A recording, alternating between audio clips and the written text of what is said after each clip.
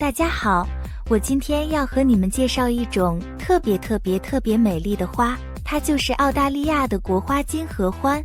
你们知道吗？国花就像一个国家的标志一样，代表着这个国家。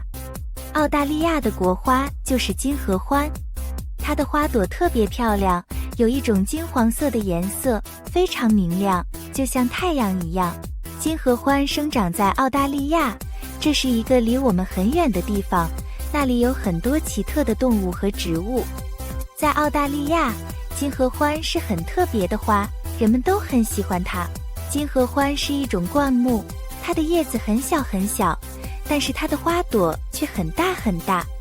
每年春天，金合欢就会开很多金黄色的小花，整个灌木变得好像穿上了一件金黄色的衣服，非常漂亮。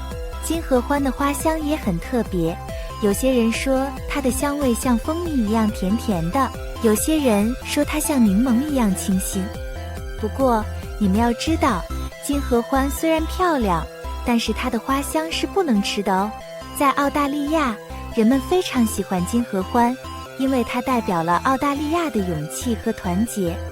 金合欢的花朵很小，但是一团聚在一起就非常壮观，就像是一群朋友一样，大家团结在一起变得更加强大。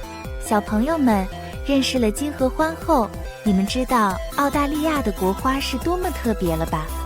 金合欢的美丽让我们想到了勇气和团结，让我们也要像金合欢一样团结在一起，一起努力。希望你们喜欢这次认识金合欢的经历哦。记得要爱护花草，让我们的地球更加美丽。